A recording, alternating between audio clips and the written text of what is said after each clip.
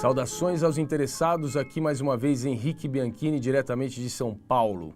Venho mais uma vez trazer reflexões sobre o cenário das danças urbanas e da cultura hip-hop no Brasil e no mundo. Dessa vez eu trago reflexões sobre algo que tem gerado desentendimentos no cenário das danças urbanas no mundo todo há décadas. Há muito tempo atrás, ainda na década de 80, começou a se formatar um estilo de dança que depois de algum tempo passou a ser entendido como hip-hop dance. Pois bem, esse termo continua sendo foco de várias complicações em relação a danças que vieram antes desta e danças que vieram depois dessa, e o que é que esse termo significa oficialmente e se essa linguagem em específico tem mesmo direito de utilizar o termo hip-hop. Muito bem, vamos falar sobre isso.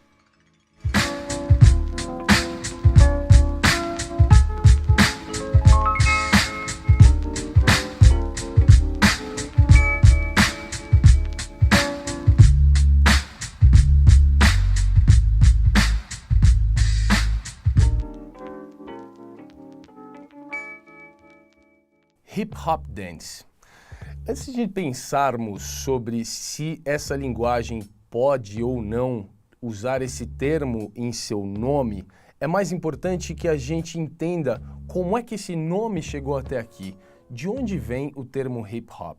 Até o início dos anos 80, o movimento cultural que tomava forma dentro do Bronx, já há quase uma década, ainda não tinha um nome oficial. Foi apenas em 1982, por conta de uma entrevista dada por Afrika Bambaataa ao jornalista Steven Hager do jornal The Village Voice, que o nome apareceu e a mídia se encarregou de oficializá-lo. A entrevista foi publicada e nela, o líder da Zulu Nation, quando questionado pelo entrevistador sobre o nome deste movimento popular, respondeu com o termo hip-hop.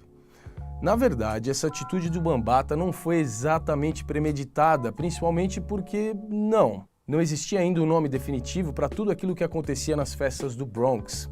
Apesar de o termo hip-hop já existir naquele ambiente há algum tempo, inclusive sendo usado por alguns como nome informal para todo aquele movimento, nem de longe esse termo era uma unanimidade. Suficientemente interessante, além da responsabilidade por emplacar o nome, esse artigo de Steven Hager é também creditado como a primeira publicação citando os famosos 4 elementos da cultura hip-hop e ainda citando aquela famosa festa Back to School de 11 de agosto de 1973 de um tal de Kool Herc. De certa forma, é de se agradecer a Afrika Bambaataa pela ousadia e espontaneidade, pois alguns dos outros termos usados com frequência para se referir às festas do Bronx eram bastante peculiares, como por exemplo, boy-yo-yoing. Essa era uma gíria inicialmente usada para designar o estilo de dança que acontecia nesses ambientes. Imagina como seria se toda essa cultura, ao invés de se chamar hip-hop, se chamasse boy-yo-yoing. So putting all this together and naming this culture when it came to the media, and I could have called it the boy-yo-yoing, the go-off, or any other type of name, I decided to take from the cliché and say, no, we call this hip-hop.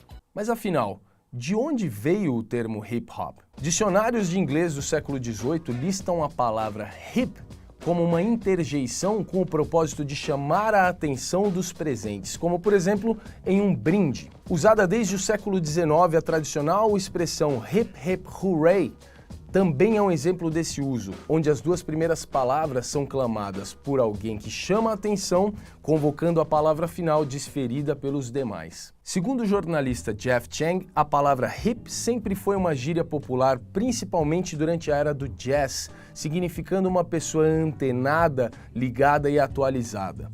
No idioma Wolof, cultivado principalmente pelos escravos do Senegal e Gâmbia, hippie quer dizer ver. Já o termo hop, de acordo ainda com Jeff Chang, esteve sempre ligado à urbanidade, criatividade e modernidade negra estadunidense. Um exemplo disso é o nome da mais proeminente dança popular da década de 20 nos Estados Unidos, Lindy Hop. Na década de 50, em Los Angeles, as house parties adolescentes eram chamadas de hippity hops, e quase na mesma época, em Washington, as festas dançantes adolescentes de final de semana que aconteciam nas igrejas, antes de se tornarem conhecidas como go-go's, levavam o nome de, atenção, hip-hops. Já dentro da cultura popular urbana do Bronx durante a década de 70, o termo hippity-hop também era usado como apelido para as festas do movimento e seus participantes, assim como cita o próprio Kool Herc no documentário The Hip Hop Years. Little hippity, let's call it the hippity-hop. It was the hippity-hop. Yeah, little hippity-hop guys down there.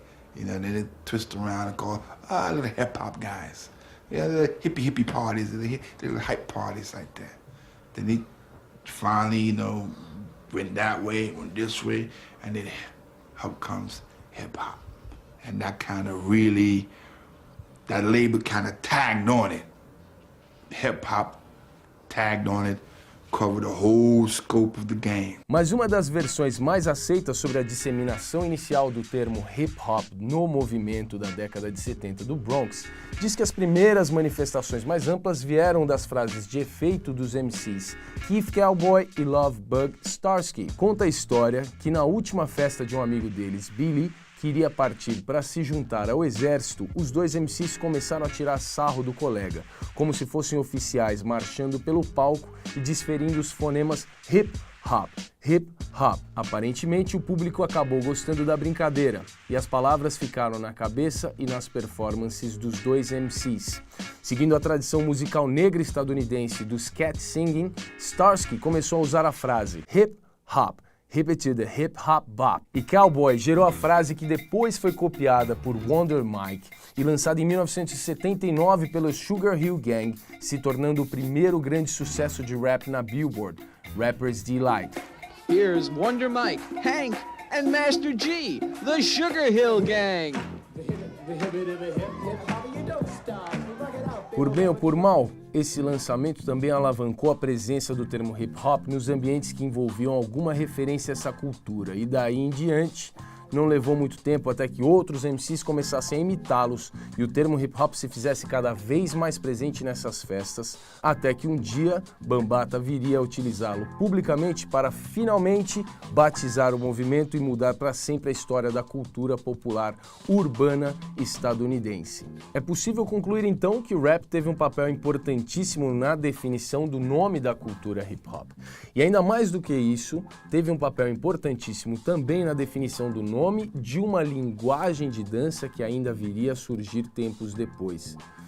Mas tem mais história para ser contada antes disso. Com a explosão das gravações de rap que se deu nos anos 80, o spotlight da cultura hip-hop, até então reservado ao personagem central das festas, o DJ, pouco a pouco passou a ser tomado por aquele que era o coadjuvante, o MC. Com isso, o rap começou a ostentar a bandeira de principal porta-voz desse movimento, sendo aquele que, através das gravações, se comunica diretamente com o maior número de pessoas, principalmente aquelas que não estavam presentes no ambiente original das festas, o Bronx. Nesse ponto, assim como ainda viria a acontecer com o movimento house anos mais à frente, quase que por um processo de metonímia, onde o nome da marca substitui o nome do produto, o estilo musical que se formatou a partir das festas da parte norte de Nova York passou a ser conhecido pelo mesmo termo que dava nome às próprias festas, hip hop music. A indústria e o comércio fonográficos tiveram grande participação nesse processo, já que o termo hip hop já estava em alta e promover a música que tocava nestas festas era sem dúvida um bom negócio, principalmente para o público que não ia até essas festas. Agora, veja bem, oficialmente o nome do estilo musical nunca foi hip hop music, mas sim rap. Mas extraoficialmente o termo hip hop music foi muito aceito e cada vez mais difundido desde então, mesmo entre rappers, DJs e dançarinos. Em se tratando de manifestações culturais, as convenções sociais têm sempre muito poder de reconfiguração, ou seja, se o povo entende que alguma coisa é amarela, muito provavelmente dentro de algum tempo é possível que essa coisa realmente se torne amarela. É só olhar em volta. Hoje em dia, por exemplo, temos inclusive categorias separadas para artistas do rap e artistas do hip hop nos prêmios de música. E ninguém consegue explicar muito bem ou de forma satisfatória qual é exatamente a diferença entre esses dois produtos. Essencialmente, essa mudança terminológica não traria grandes consequências negativas. Afinal de contas, esse estilo musical realmente veio das entranhas do que ficou conhecido como cultura hip-hop, então o termo até faz sentido. Isso se a história parasse por aí. Mas não parou. A tal hip-hop music continuou crescendo cada vez mais enquanto os outros elementos da cultura hip-hop começaram a perder visibilidade. Não só os DJs passaram para o plano de fundo. Por volta de 1985, o breaking, por exemplo, começou a sumir. Além da centralização do rap, outros motivos para esse enfraquecimento da dança foram a exposição excessiva do breaking pela mídia na primeira metade dos anos 80, uma maior pressão da polícia que começou a proibir a dança em alguns espaços públicos e simplesmente a substituição do breaking pelas novas modas. O crescimento do rap foi ainda mais impulsionado pelo surgimento do programa Yo MTV Raps na MTV norte-americana. O programa já existia na MTV europeia desde 1987, comandado por Sophie Bramley, mas em 1988, quando passou a ter uma versão estadunidense comandada por Fab Five Freddy, o rap ganhou mais espaço do que jamais poderia ter sido imaginado. A princípio, o programa contava com apenas uma edição semanal aos sábados, completando 1 hora semanal. Mas por conta da enorme audiência, rapidamente o programa ganhou edições diárias, contabilizando 14 horas de rap na MTV por semana. A influência cultural desse período sobre a expansão desse estilo musical e tudo que ele carrega na bagagem foi imensurável. Pensando de novo em 1982, naquele artigo de Steven Hager no Village Voice, ele expressava a opinião de que o hip-hop tinha o potencial para em algum momento se tornar a cara de Nova York. Pois bem, o Yo MTV Raps se encarregou de tornar isso aí realidade. O rapper Evidence, do Dilated People, lembra que nessa época o acesso não apenas à música, mas à imagem reconfigurou tudo. Agora, era possível ver em muitas referências o que o rapper estava vestindo, como ele andava, como se mexia. Shock G, do Digital Underground, diz que os músicos mais antigos não consideravam o rap como sendo música de verdade. E de repente a MTV, ou seja, a Music Television, passa a dedicar 14 horas semanais a esse estilo musical. No documentário instrucional New School Dictionary, Butter Stretch diz que o início dos anos 90 pode ser identificado como The Video Age, por conta do grande aumento do número de vídeos musicais contendo dançarinos. This is what I refer to as the video age. During the 90s, everybody had dancers. They used dancers in damn near every video, and hip-hop really, was established as, a force. Like, this is the dance. It was all over the world, and everybody saw it. By the mid-90s, all artists had dancers in their videos. Ele diz ainda que chama esse período de Das FX Era, porque todos estavam copiando o estilo de Scoob e Dre, os dois rappers da dupla. In the early 90s, I like to call it, the Das FX era, because that's when everybody had dreadlocks, and everywhere you went, Das FX was so popular.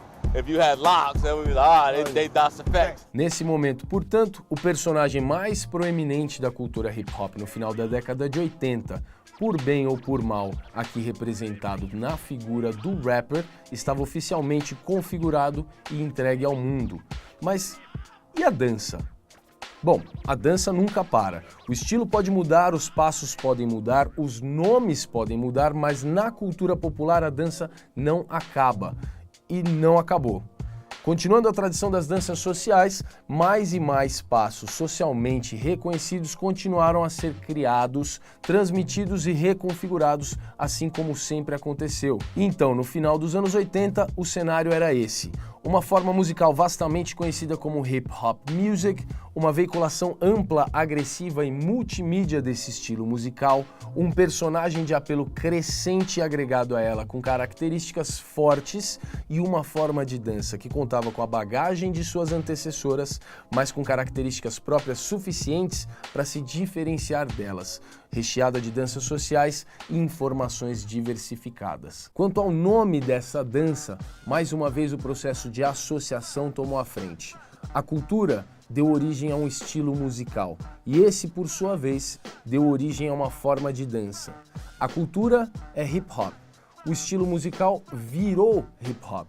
estava sendo construído, portanto, o que viria a ser chamado de Hip Hop Dance. Bootstrap confirma esse processo, lembrando que chamavam essa nova fase da dança popular urbana estadunidense de Hip Hop Dance porque o estilo musical que tocava era a chamada Hip Hop Music, algo que Monsell Will Cosby Durden afirma ser comum na tradição africana ou afrodiaspórica. Questionado por mim em uma oportunidade recente, Loose Joint afirmou que o cenário passou a chamar a dança que faziam de Hip Hop Dance por volta de 1986, por conta da maior conexão direta entre os músicos da chamada Hip Hop Music e os artistas da dança que se conectaram a eles. Principalmente em Nova York, o fato de ainda na década de 80, mesmo sendo funk styles da costa oeste, as danças popping e locking terem sido agregadas às danças do hip hop, junto ao breaking e ao rocking,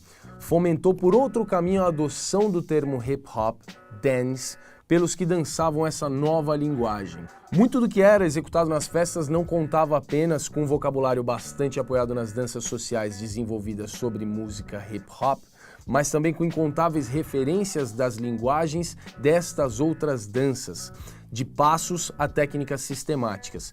Portanto, essencialmente o que estava sendo feito era uma releitura contemporânea do acúmulo do que até então era entendido como hip hop dance, ou as danças do hip hop. Rennie Harris defende que essa miscelânea não era generalizada.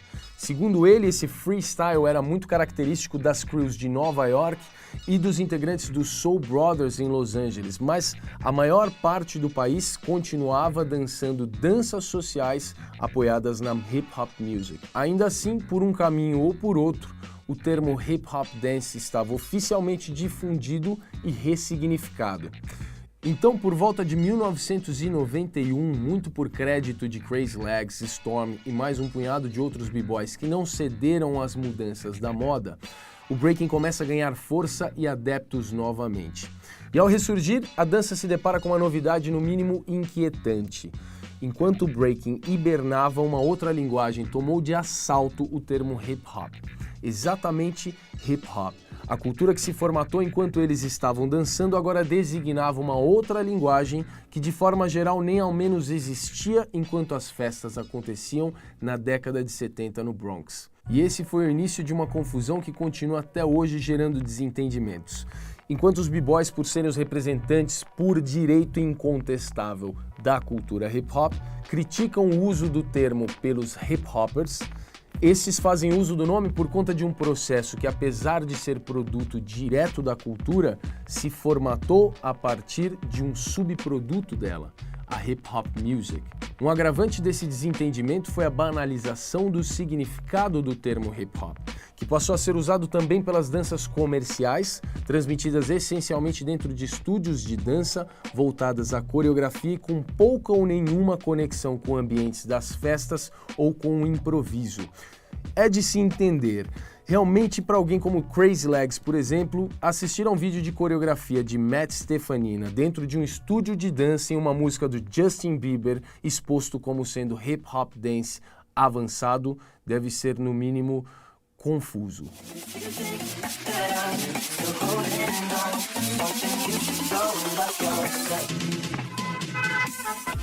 Em uma tentativa de não apenas apaziguar os debates, mas também de prestar o devido respeito ao breaking, alguns personagens centrais da chamada hip hop dance passaram a defender a inclusão do termo freestyle ao nome dessa dança.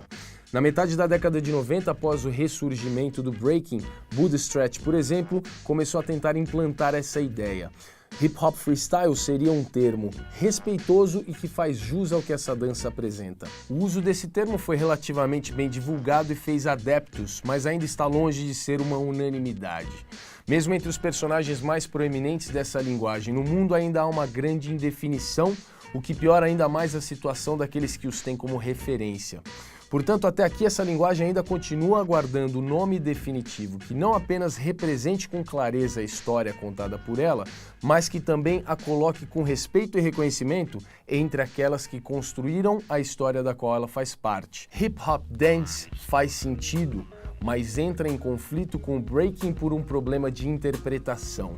Hip Hop Freestyle faz sentido, mas além de não ser mundialmente popular, gera ainda um outro conflito, pois há quem defenda que, sendo freestyle a tradução de improviso, caso a dança não seja improvisada, o nome perde o sentido. Nesse ponto, mais uma vez é importante que o mundo tenha ouvidos atentos ao que dizem os maiores representantes e pioneiros desta linguagem, mas também que tenham a mente em funcionamento, fugindo da passividade e buscando um entendimento embasado sobre esse assunto. Mais importante do que se decidir por um dos nomes é saber exatamente o que cada um deles significa e quais foram os processos que deram origem a cada um deles. Dessa forma, o termo talvez até perca importância, mas a ideia avança. Espero que vocês tenham gostado de mais esse vídeo. Volto a informar que tudo isso faz parte do conteúdo que eu apresento na minha palestra Hip Hop Dance, uma análise histórica aprofundada. Ainda nesse mês de setembro, no último final de semana, essa palestra terá mais uma edição. Convido vocês então a participarem e terem acesso ao conteúdo integral que eu desenvolvo nesse estudo. São 5 horas de conversa com bastante coisa para pensar. Se vocês estão gostando dos meus estudos, peço que divulguem, que me ajudem nesse processo. Lembro que é sempre importante a gente dar crédito àqueles que nos informam, àqueles que nos ajudam na nossa pesquisa, no nosso desenvolvimento. Então peço que vocês também deem crédito e espero continuar contribuindo com o engrandecimento desse cenário aqui no Brasil. Um grande abraço a todos e até a próxima.